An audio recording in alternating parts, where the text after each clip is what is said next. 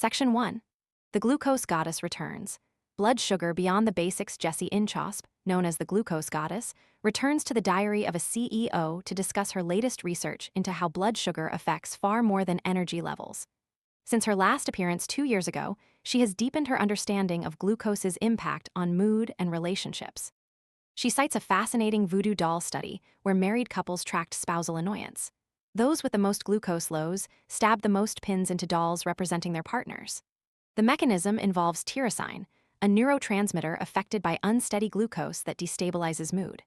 When glucose crashes, the brain enters alert mode, triggering intense cravings and compulsive food-seeking behavior that feels nearly impossible to override. Jessie explains the protein leverage hypothesis. The body keeps you hungry until it receives adequate protein, which is why a low-protein breakfast of oats and toast leads to persistent hunger and snacking throughout the day, while 40 grams of protein can dissipate cravings entirely. Section 2. Modern fruit is not natural. The engineering of sugar. Jessie draws a striking analogy between dog breeding and fruit engineering. Just as all dog breeds descend from wolves, modern fruits are products of centuries of selective breeding. Ancestral bananas were tiny, full of fiber and seeds, and not very sweet. Modern bananas are sugar-laden with minimal fiber. However, whole fruit still contains fiber and water that slow sugar absorption into the bloodstream. The real problem begins when fruit is denatured, such as making orange juice. A glass of orange juice contains the same 25 grams of sugar as a glass of Coca-Cola, and the body processes both identically. The World Health Organization recommends only 25 grams of sugar per day, meaning a single glass of morning orange juice hits the daily maximum. Jessie argues orange juice should disappear from school lunches and hospital meals, noting that even people with diabetes drink it thinking it helps their condition. Section 3. Sugar, dopamine, and the doom-scrolling connection. Sugar triggers dopamine release in the brain, the same pleasure molecule activated by social media scrolling. When someone is on a dopamine binging cycle, glucose spikes and doom scrolling go hand in hand. Research shows that during a glucose crash, the prefrontal cortex, responsible for willpower and decision-making, is the first brain region to dim its lights to conserve energy. This creates 3 cascading problems: loss of executive function, making it nearly impossible to resist dopamine hits from social media, a dopamine trap where the brain desperately seeks any pleasure source, and collapsed emotional regulation. Stephen Bartlett confirms noticing this pattern in himself. When eating a higher glucose diet, he becomes more prone to compulsive behaviors like internet scrolling. Jessie emphasizes that telling someone to simply eat less sugar is ineffective. The biological craving from a glucose crash is nearly impossible to override through willpower alone. The solution is fixing the underlying glucose spike, which naturally reduces cravings. Section 4. Food marketing deception. How labels trick consumers. Jessie's followers constantly ask her to decode food marketing messages. She identifies several deceptive labeling practices. The phrase "no added sugars" is particularly misleading because orange juice naturally contains 25 grams of sugar from the original fruit, yet can legally carry this label since no additional sugar was introduced during processing. Labels like gluten-free or vegan create a health halo effect even though these designations say nothing about whether a product is actually nutritious. When shopping, Jessie goes straight to the ingredients list rather than the nutrition facts panel. Ingredients are ordered by weight, so if sugar or any sweetener like dates, fruit juice, molasses, or syrups appears in the first 5 ingredients, the product is essentially a dessert. She contrasts this with sardines whose ingredients are simply sardine, olive oil, and salt. Jessie also challenges the calorie counting approach. An avocado and a donut both contain roughly 200 calories, but have completely different impacts on the body. Calories are like page counts in books, telling you nothing about what is actually inside. Section 5. Pregnancy as programming. The bun in the oven myth. Jessie wrote her new book 9 Months That Count Forever because she discovered a massive gap between what science knows about pregnancy nutrition and what parents are actually told. She challenges the bun in the oven metaphor, arguing it implies mothers are passive vessels providing only heat and time, and that babies are set in stone at conception. The science shows the opposite. What happens during 9 months of pregnancy co-creates the baby's developmental plan. Through epigenetics, little dimmer switches on DNA that activate or silence genes, a mother's diet during pregnancy programs her baby's future health vulnerabilities. If a mother has high glucose levels, her baby's DNA receives epigenetic switches programming higher vulnerability to diabetes throughout life. This is not just theoretical. Jessie traced her own near prediabetes at age 25 back to her mother's high-sugar diet in the 1990s, which included daily orange juice and cereal with half a cup of table sugar. The plant metaphor makes it intuitive. Identical seeds planted in poor gravel versus rich soil grow into dramatically different trees. The mother's body is the soil. Section 6. Choline. The nutrient 90% of mothers are missing. Choline is crucial for forming the baby's brain, specifically the neurons responsible for memory, learning, and attention. The American Association of Pediatrics states that failure to provide choline during pregnancy can result in lifelong brain deficits. Yet 90% of pregnant mothers are not getting enough choline, primarily because nobody tells them about it and modern diets lack choline-rich foods.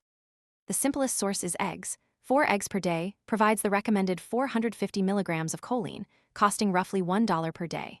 Jessie ate 28 eggs per week throughout her pregnancy.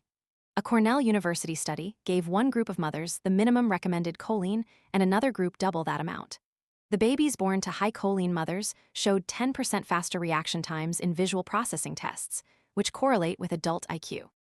Animal studies show that choline deprivation causes brain development to stop prematurely, resulting in babies born with fewer neurons. Liver is also extremely high in choline, but is controversially restricted during pregnancy due to vitamin A concerns. Choline supplements are available, but eggs remain the cheapest and most accessible source. Section 7. Sugar during pregnancy. The UK rationing natural experiment from 1940 to 1953, the UK government mandated sugar rationing, limiting everyone to 10 sugar cubes per day, down from the typical 20. Scientists in the early 2000s realized this created a natural experiment. 2 groups of pregnant mothers consuming either 40 or 80 grams of sugar daily.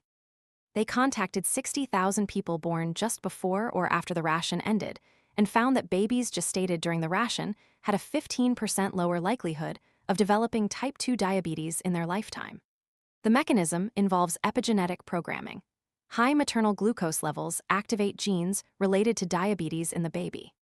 Additional research from a Danish study found children born to mothers with diabetes during pregnancy had a 15% higher risk of psychiatric disorders, with schizophrenia risk 55% higher and intellectual disability 29% higher. A 2025 Lancet review of 200 studies covering 56 million mother-baby pairs found a 25% higher risk of autism when mothers had gestational diabetes. The theory centers on microglia, immune cells in the baby's brain that normally prune damaged neurons. High maternal inflammation causes these cells to become overactive, destroying healthy neurons and potentially impacting brain architecture. Today, most mothers eat 80 grams of sugar daily, over 3 times the WHO recommendation. Section 8. Omega-3s, protein, and the 4 pillars of pregnancy nutrition beyond choline and sugar management. Jessie identifies omega-3s and protein as critical pregnancy nutrients. DHA, a specific omega-3 found in fish and algae, helps baby neurons connect with each other. Animal studies show restricted DHA leads to measurably less efficient brains. The recommendation is fatty fish 3 times per week, achievable cheaply with 3 cans of sardines costing $6 to $7. Jessie also supplemented with 2 grams of DHA daily. Protein is equally critical. By birth, a baby is approximately 50% protein excluding water. In the 3rd trimester, mothers need about 1.6 grams of protein per kilogram of body weight daily, equivalent to roughly 4 chicken breasts worth. Animal studies show that protein-restricted mothers trigger an epigenetic message to the baby saying there is not much protein available in the outside world, programming smaller muscle mass throughout life. Low-protein diets consistently lead to smaller babies across all human studies.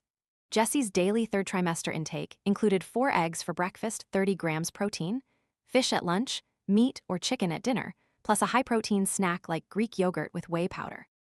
Section 9. Alcohol, caffeine, exercise, and practical glucose hacks. Jessie is unequivocal on alcohol. The placenta offers no filter, so when a mother drinks, the baby receives the same blood alcohol level. A 2024 University of Melbourne study using high-resolution 3D imaging revealed that even low alcohol doses cause consistent facial morphological changes visible at 12 months and persisting to age 8, plus weakened brain connections in the anterior cingulate cortex critical for emotional regulation. Complete abstinence is recommended. Caffeine is less concerning. The recommendation is under 2 cups of coffee daily, with no significant associations found at low doses. Exercise during pregnancy is strongly beneficial. In a remarkable animal study, pregnant rats given 30 minutes of daily treadmill walking produced babies that solved mazes twice as fast and showed fewer anxiety symptoms, likely due to elevated BDNF, a molecule promoting neuroplasticity, crossing into the baby's brain.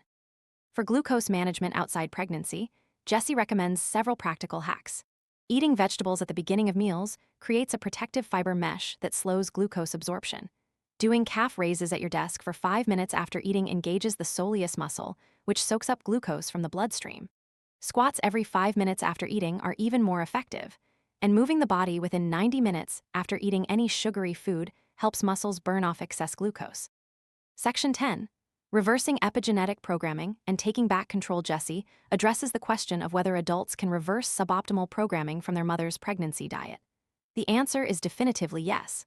Despite her own vulnerability to prediabetes possibly rooted in her mother's high-sugar pregnancy diet, Jessie implemented glucose management strategies and never progressed to prediabetes.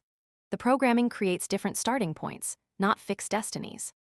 She uses the analogy of two friends who work out identically. One builds muscle easily while the other struggles, but both can still build muscle. For managing cravings, Jessie distinguishes between the voice of enjoyment and the voice of addiction. She wants people to move from feeling controlled by sugar to choosing it freely. The practical framework.